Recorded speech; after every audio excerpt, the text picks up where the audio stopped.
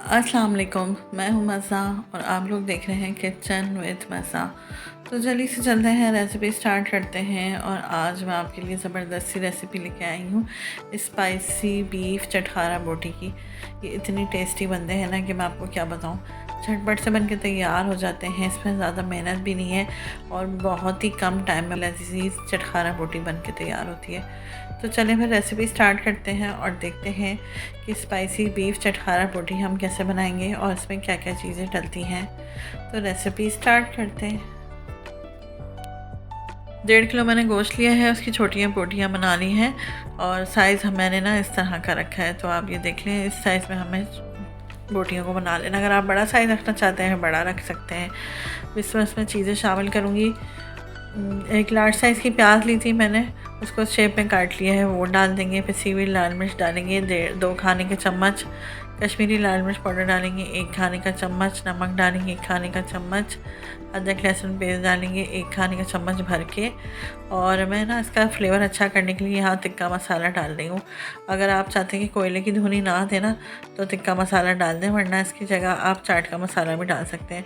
लेकिन कोयले की धुनी जिसे नहीं देनी है वो तिक्का मसाला लाजमी डालें, तो आपको कोयले की धुनी देने की ज़रूरत नहीं पड़ेगी, बहुत अच्छा फ्लेवर आएगा। बस वो आप डाल दें 2 चम्मच भर के।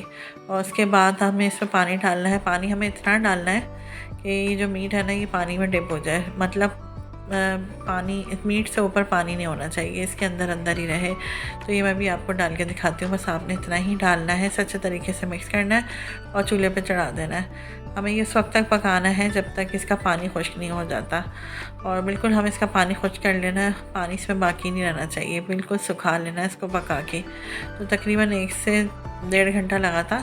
पानी भी खुश्क हो गया था और गोश्त भी हमारा पक गया था अच्छे तरीके से। उसके बाद हम चूल्हा बंद करके ना इसे ठंडा होने के लिए रख देंगे। बस देखिए, आपने इतना ही पानी यूज़ करना है। तो देखिए ये अच्छे तरीके से पक गया है और मैं इसे ठंडा भी कर चुकी हूँ, पानी खुश्क हो गया है। अब हम इसे एक डिश में निकाल लेंगे और इसमें बाकी के इंग्रेडिएंट्स डालेंगे।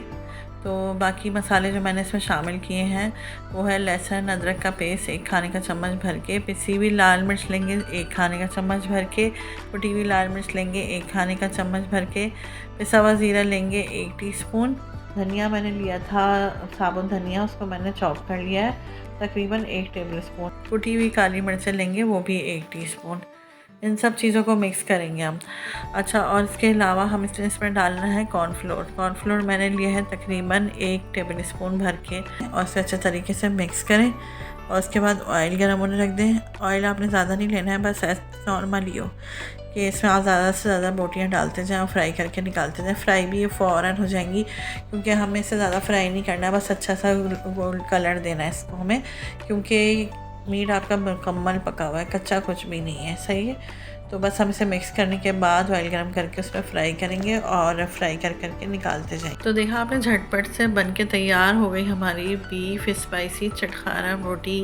और इतनी टेस्टी बनती है ना, मैं आपको क्या बताऊँ, बहुत ही आसान रेसिपी है। और अभी तक आप लोगों ने हमारे चैनल को सब्सक्राइब नहीं किया तो जल्दी से जाएं, सब्सक्राइब करें, बेल आइकन के बटन को प्रेस करें। इससे आपको हमारी हर आने वाली नई वीडियो का नोटिफिकेशन मिलता रहेगा। और ज़्यादा से ज़्यादा शेयर भी किया करें अपने फैमिली फ्रेंड्स के साथ, रिलेटिव्स के साथ, अपना फीडबैक भी दिया करें। हमें फेसबुक इंस्टा पर भी फॉलो किया करें।